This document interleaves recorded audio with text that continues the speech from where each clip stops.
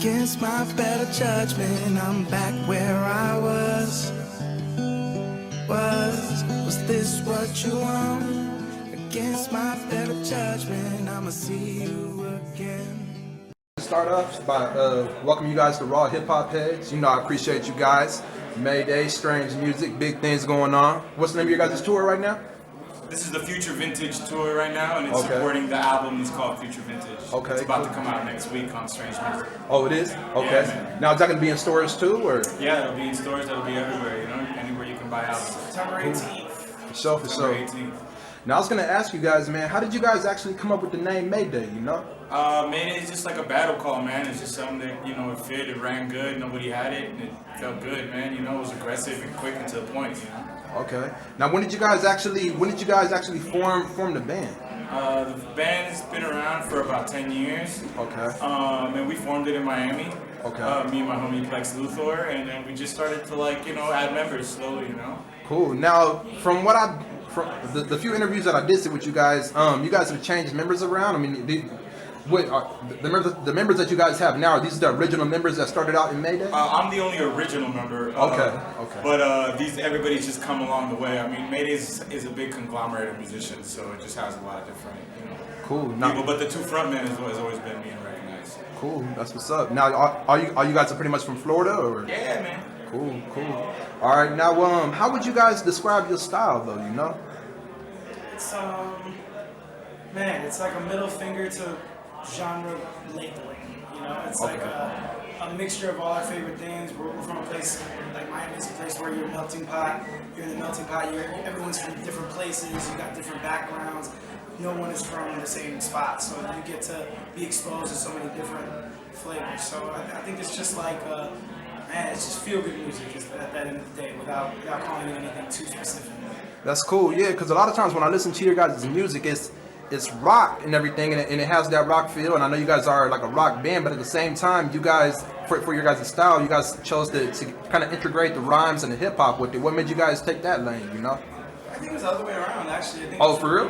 We started as hip hop kids. Oh, okay. And sampling and making beats and doing like very boom bap, like hardcore hip hop and shit like that. Okay. And then started to like feel like I was hanging out with him and Plex when they had just started Mayday, and they like thought, all right, you know, we don't want to have to clear samples anymore. Let's start learning how to play keys ourselves. Let's play guitars ourselves. Let's play instruments ourselves. We're sampling all this stuff anyways. We might as well just learn how to play it. That's so real then it kind of morphed into starting to play it like that, and then put live instruments on stage, and then take the track all the way to off on stage.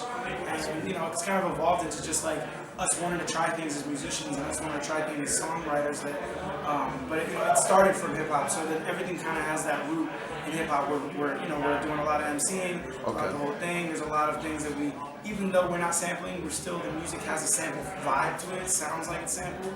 So it's like we started from hip hop, and now we're in this weird place where we're just pulling from everywhere. You know? That's cool. So I mean, would you guys still, if you guys had to describe yourselves, would you guys still say that you're hip hop artists? Would you guys describe yourself as that?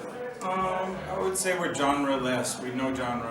That's cool. I mean, you know, we're just kind of like, we're everything, man, you know? That's cool. I mean, but if you turn on the radio today, nothing is one thing, you know? Like, you listen to pop music, Taylor Swift has Kendrick Lamar on her fucking record, and, you know, and it's just like, good music doesn't have a genre. No limitations, basically. We're still, when you go to the record store somehow, we're still in the hip hop section. That's all for real? We're in the hip hop section, but there are moments when we put out projects that when I go and I see it in the hip hop section, I feel like, oh man, there's someone that's gonna miss it because they didn't see it in another section, or would have really liked this album. So it's where, you know, we kind of run into problems, but it's a gift and a curse to be so blended with all different styles. That's what's up. Now I was gonna ask you guys, you know, most bands or most hip hop artists, they never make it this far to be, you know, on a national tour and to be signed to like a pretty big record label like Strange Music. I mean, what would you guys say how did you guys get this successful, and like what was your guys' specific like key to success that got you guys here, you know? Hard work, consistency. It's all day, yeah. It's just, we've been doing it for 10 plus years. I feel like we've always been the nice guys in the room. We know how to work with people. Like, most of the time, people are never going to leave a venue or a studio session thinking like, Mayday is a bunch of assholes. Yeah. We're people. So, and I think it's just, yeah, it's just grind and persistence, man. We've had many ups and downs. We've had many like, oh, this is about to be it. This is our moment. Yeah, fuck yeah. And then like, you know, you don't let that break you down when it doesn't happen. You just do it. We do it because we enjoy it, and everything else after that is just a bonus. That's cool, man. Yeah, I think what you guys just said is really intricate because, I mean, a lot of people, you know, they want the fame and the fortune and they're trying to get the cars and everything like that, and they're trying to get the name and all that. They want all the shit that comes with, you know, being a musician or being a rapper, but they don't actually want to just have fun and enjoy the music and let their music, you know, just speak for them. They feel like they got to fit into a certain lane, or they feel like, you know, they just want the success, but they don't really give a fuck about the music. So, I mean, with you guys actually, you know, being really about the music, I mean, would you guys say that pretty much helped you guys a lot too? But not focusing on all that shit, but just sticking really to the music? I think so, yeah, because there's been moments when we should have probably quit. And we didn't never quit because we still just focused on, at the end of the day, the sole question, which is, do I enjoy what I do every day? Like, this is still the best job I've ever had in my life. And it's just like, man, yeah, we could be bigger, but we could also be doing something we don't enjoy every day. And to wake up and have that opportunity, when I know a lot of people don't, I feel spoiled if I was to like get up and complain about that. So there's a bunch of times where we could have thrown in the towel and we didn't because we hold that basic principle. Cool. That's really important for artists to hear. I'm glad that you guys actually said that. Now, how did you guys actually end up with linking up with Tech Nine and Strange Music? How did that come about? We had mutual friends. Dave Weiner, who's the VP at Strange, he actually had a mutual friend with one of our managers. Passed the music along. He loved the music. He grilled all summer to it. Loved it. Passed it to Tech. Tech loved the music. They set up for us to open for them in Florida. Did some shows. They loved our live show, and Strange Music's really about live performance. So once they seen our live show and kind of met us and caught a vibe, the word got traveled back to the office, back to to Trav and Tech, and the next thing we know, a few months later, we're in Kansas City signing a deal with them. Wow, that's what's up, man. That's crazy. That's crazy. Did you guys ever think that anything like that would ever happen? Yeah, for sure. Always. Yeah, always. That's cool. It was our second deal, so we were blessed to be able to walk into it with experience. We'd already signed a deal in Miami and worked with an independent label and put a record out.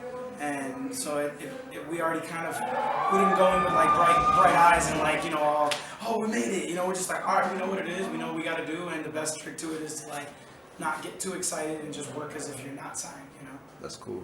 Now, when you guys, a lot of hip hop artists, it kind of is different for them. They usually get the beat, or they usually create the hook and then get the beat, or like, how is you guys' song structure? Do you guys get the beat first, or do you guys come up with the lyrics first, or how is that made? Most of the time we do the music first. Okay. Yeah. Okay. I think we let the music take us to where we want to go with it, and we might have concepts or phrases put down, but the music is what ultimately dictates what actually gets put down onto it. So I think most of the time it's music first, and then we go to lyrics from there. Okay, cool. Although we did, for the first time ever on Future Vintage, the intro song started off with lyrics. Oh, it did? Vocals first, and then the beat was created around what we did.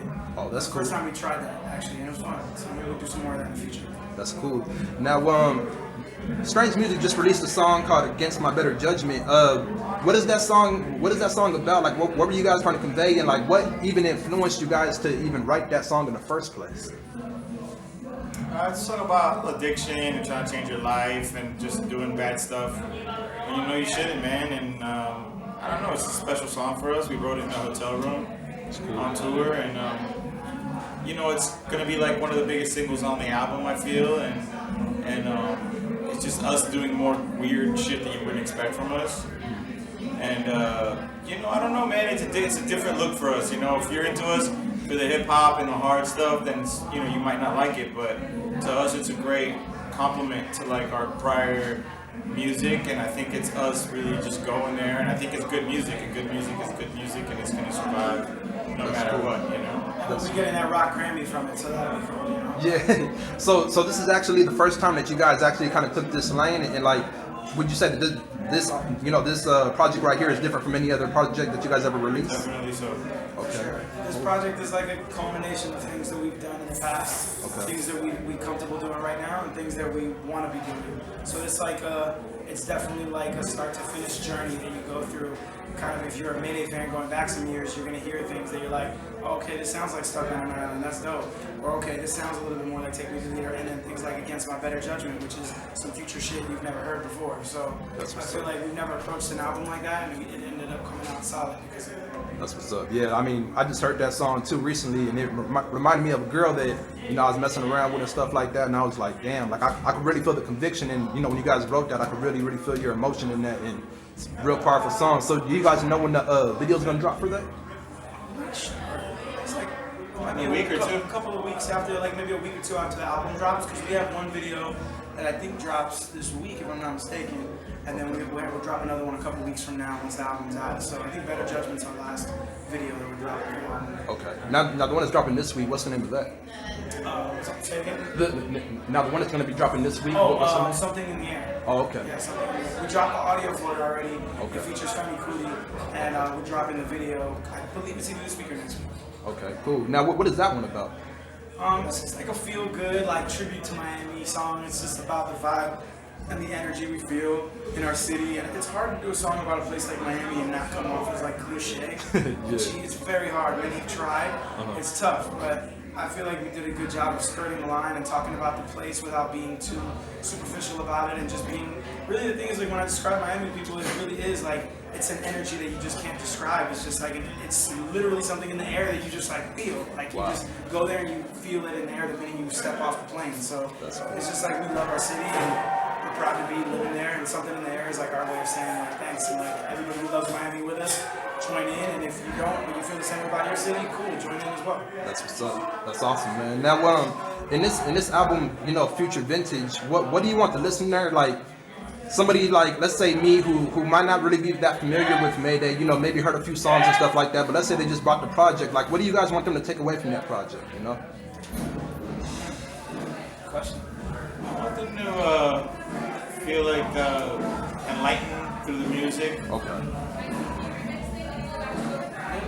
That's cool. So pretty much just being enlightened by it? Yeah, I mean, like the best thing is when music, people are connected to the music and it affects them in an emotional way. That's not easy to do. No. So when you get a song that affects people, and you have a selection of songs that we have on this album that can take you through a journey and hit you in almost every mood that you're in, you feel like, yeah, we just want to connect with people. That's cool.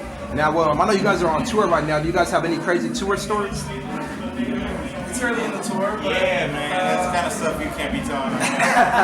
censored. I feel you, man. I Yeah, no, it's good. Yeah, no, I got nothing for you. That's always a tricky one. feel you. It's cool. Now, after this, after the tour and everything like that, what would you say is next for Mayday, you know? We got solo albums in the works Okay. from a few of the members. Me, Recognize, and Gianni Cash. We're all going to be dropping out some solo efforts next year. Okay. And more touring, more Mayday touring, a lot more Mayday touring, and probably some more Mayday music, man, you know? So stay tuned, bro. You know, they got a lot more coming, bro. That's what's up. Now, is there anything? This is pretty much like my last question. Is there anything that you guys want the fans to know? Thank you for the support. We love Your it. support. Future Vintage comes out September 18th. We're hitting Europe next year. We're going back to Canada, doing some more US dates. We're working on some crazy things with strange music. Coming very soon to a box near you. Yo! What up, what up? What up? My name is Recognize. I'm Burns. We are from the world famous Mayday crew, Strange Music in the building. You tuned into Raw Hip Hop Heads. Holla. Yeah.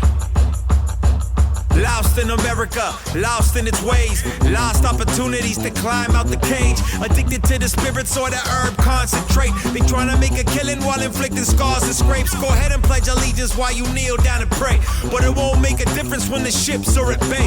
When the drones are above and satellites up in space, there ain't no place to hide when the fear in your face. I used to think the future meant the past would erase, but I've seen it all before. I think we all run in place. The same color faces getting blasted away, and the same old excuses from before getting made.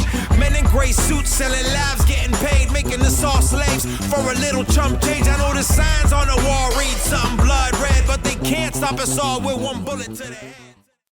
Strange music.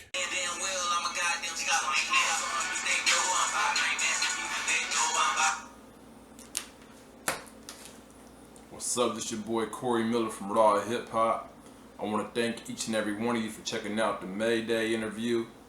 You know, they got the Vintage tour going on right now, Future Vintage. Check that out. Go support them. Go to their shows. Everything like that.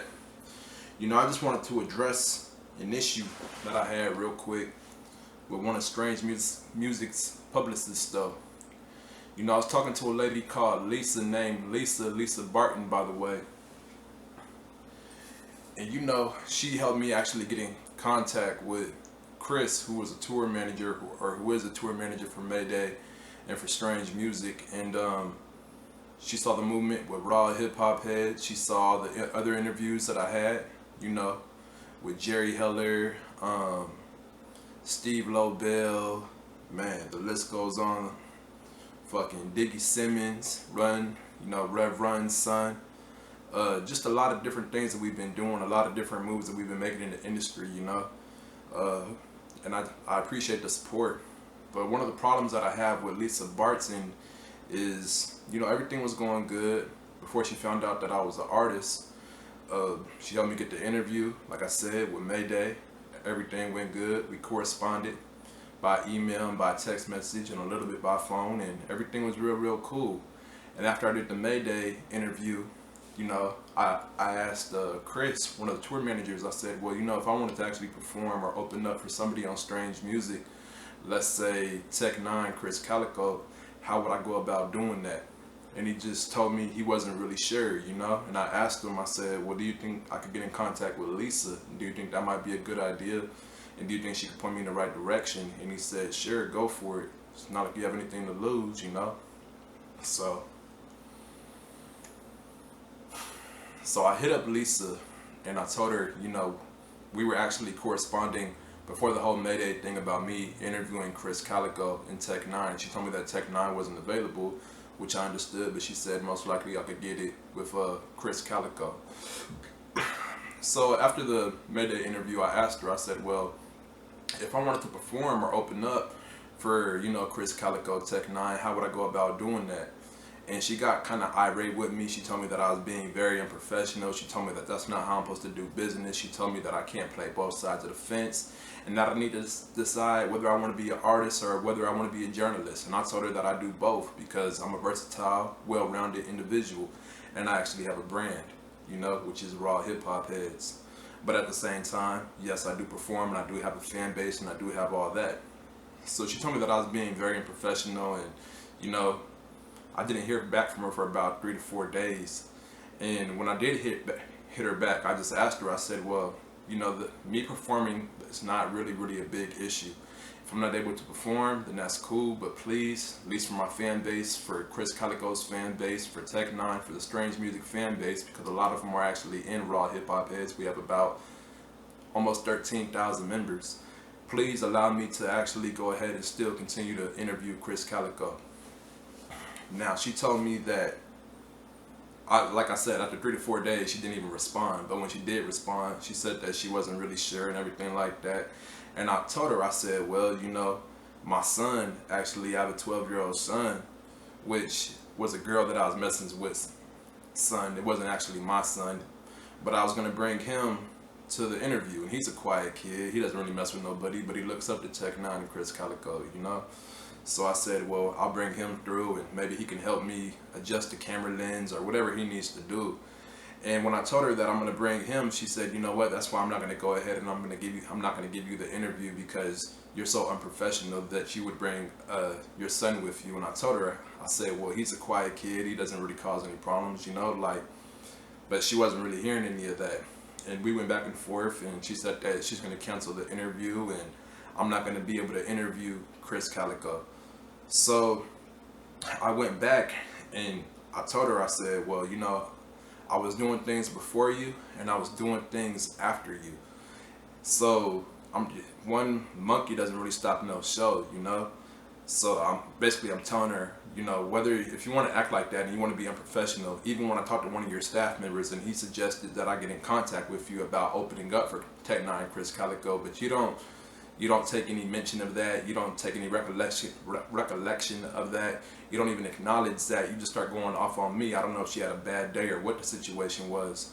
But then she said that she's going to, you know, cancel the interview because I wasn't being professional, which I thought was very unprofessional of her, especially since I already talked to one of her staff members, you know, with Strange Music. So we got into it. We went back and forth and she told me that she was going to cancel and why she was going to cancel and things like that. And I told her why I'm going to keep grinding, how I was grinding before her and after her. and she said something smart back. And when she said something smart back, I said, you know what, I don't really care if you in the industry, I don't really care who you are. You're not just gonna talk to me in this kind of certain which way. So you know what, you can go ahead and you can fuck yourself. And I still feel pretty, that's still how I feel, but at the same time, I mean, if I can put the shit and I can rectify the shit, then why not rectify it, you know? So the situation is, I tried to get back in contact with her to apologize and try to, you know, resolve the situation. She never did answer any of my calls. She never did answer anything, you know? She didn't even acknowledge me. I tried to call Chris, tried to text Chris, and it wasn't even Chris's fault, you know? So I don't have a problem with Chris at all, but Chris wasn't getting in contact with me either, so there was no way for me to rectify the situation. Now I had some things going on with Power 106, the radio station. Hold on real quick. Where they were actually playing my music, and I linked up with somebody that goes by the name, you might know him, UFC fighter, MMA fighter, Houston Alexander. And me and him, we were talking. Everything was really, really cool. He actually invited me down to the radio station. I got my music played, and I brought a song down there for the ladies, and everything was really, really cool. And I told him, I said, you know, I also want to get into DJing and in the radio and things like that. So he connected me with Hot Boy. And Hot Boy, you know, I filled out an application, and he was talking about he was looking for somebody to be a DJ, but he wasn't really sure who fit that mold, and he wasn't really sure about who he should get and who he shouldn't get, which I understood. But you know, he offered me to go in there and watch one of his sets and everything like that. So we were supposed to do that. I had some things going on with Power 106 is basically what I'm trying to tell you. And after me and Lisa got into that argument, she called up Power 106 and told them whatever she told them, and talked to Hot Boy, which is the program director, and basically told them that, you know, somebody on your staff was very irate with me, cursed me out. Of course, she didn't tell them anything that she did or anything that she said or how she was behaving, but she told on me and basically cut my jugular vein and took away my bread and butter. Something that, you know, for raw hip hop heads, for my brand, which was a very, very, very big move for us, you know.